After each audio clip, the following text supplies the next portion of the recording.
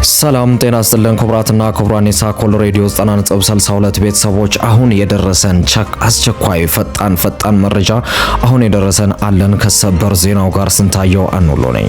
በዓለም ዙሪያ ለሚሊዮኖች ጭንቀትና ስጋት የሆነው ማፊያ ቡድን በቁጥጥር ስር ዋለ።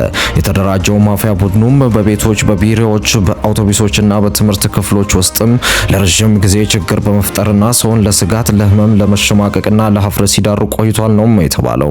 በዛሬውም እንደተለመደው ማፊያ ቡድኑ ወደ አንድ ቤተሰብ ቤት በተደራጀ ሁኔታ እንደገባና በቤቱ ውስጥ ሞልተው በነበሩት ሰዎች ላይም የማፈን ሙከራን ማድረጉንም ተገልጿል። ወንጀሉም በተፈጸመበት የነበሩት የአይን ምስክሮች ሁኔታውን እንደሚከተለው ገልጸዋል። ልክ ማፊያ ቡድኑ ቤት እንደገባና ሊያፍናቸው እንደሞከረም በዛም ሰዓት ትንፋሽ ሲያጥራቸው መስኮት ከፍተው ለመዝለል እንደተገደዱም ገልጸዋል። ሌላኛው የግል ተበዳይም መጀመሪያ የጋዝ ፍንዳታ መስሎት እንደነበርና በኋላም ለማምለጥ ሲሞከር ጫማ ወልቆ ሁለት ካልሲዎችም ማንነታቸው እስኪቀየር ድረስ ተቀጥቅጠው ራሳቸውን ስተው ተዘርረው አየው ሲልም ሐሳቡን አስፍሯል። የምርመራ ሂደቱም በዘርፉ አንቱ በተባሉ ሳይንቲስቶች ተጠናክሮ የቀጠለ ሲሆንም በምርመራ ውጤቱም እግሮች ከደሙ ነፃ መሆናቸውን የሽብሩ ዋና ፈጣሪዎችም መኖሪያቸውን የእግር ከተማ ያደረጉ ቢሊዮኖቹ ባክቴሪያዎች መሆናቸውን ተረጋግጧል። ለዚህም ባክቴሪያዎች ዋነኛው የኃይል ምንጫቸውም በዛው የእግር መንደር ያለው ከ250 ሺህ በላይ የሆኑት የላብጤዎች መሆናቸውም ተረጋግጧል። በወንጀሉ ምርመራ ውጤት መሰረት የተጠርጣሪው ሙሉ መረጃም ስም፣ የእግር ሽታ፣ ቅጽል ስም፣ ጫማው ጭራቅ፣ የካልሲው አሸባሪ፣ የታፈነው ጪስ ሲሆንም ተባባሪውም እርጥብ ካልሲ፣ የታፈነው ወይም የማይተነፍስ ጫማም፣ ሙቀት፣ የእግር ንጽህና እጥረት መሆናቸውም ተረጋግጧል።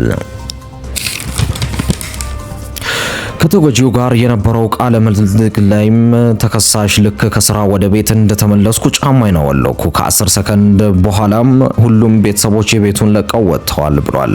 የሁኔታውን ክብደት በተጠየቀበት ወቅት የቤቱ ውሻ እንኳን ሳይቀር አፍንጫውን ይዞ እንዳሸማቀቀው ተናግሯል።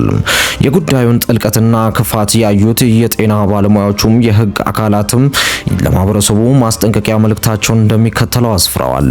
ከጤና ቢሮም የእግር ሽታ አደገኛ ባይሆንም የሽታው መጠን እየከፋ ምናልባትም የሚሄድ ከሆነም የፈንገስ፣ የእግር ቆዳ ኢንፌክሽን፣ ከመጠን በላይ ላብ፣ ተመሳሳይ ሽፍን ጫማ መጫማት መንስኤ ሊሆን እንደሚችሉም አስታውቀዋል። ፖሊስም በበኩሉ ህግና ደንቦች እንዲከበሩ በአጽንኦት ተናግሮም እግርን በየቀኑ መታጠብ፣ የጣቶቻችንን መካከል ማድረቅ፣ ካልሲ በየቀኑ መቀየር፣ መኪናችንን ወይም ጫማችን ላይ የጭስ መውጫ ማስገጠም አሊያም ደግሞ የእግር ፓውደር መጠቀም ጤናችንን እንድንጠብቅ እንዲሁም የዜግነት ግዴታችንን እንድንወጣም ሐሳቡን አስተላልፏል። በመጨረሻም እግሮቹ ንጹሃን መሆናቸው ሲረጋገጥ ዋነኛዎቹ ወንጀለኞች ባክቴሪያ፣ ላብ፣ የታፈኑ ጫማዎች መሆናቸውም ተረጋግጧል። የእግር ሽታም ማፊያ ቡድኑም አሁን በዓለም ዙሪያ ንቁ ቢሆንም ባለሙያዎች ሳሙና፣ ንጹህ ካልሲዎች እንዲሁም ጥሩ የእግር ንጽህና ሊሸፍን እንደሚችልም ተረጋግጧል። ዜናው አበቃ።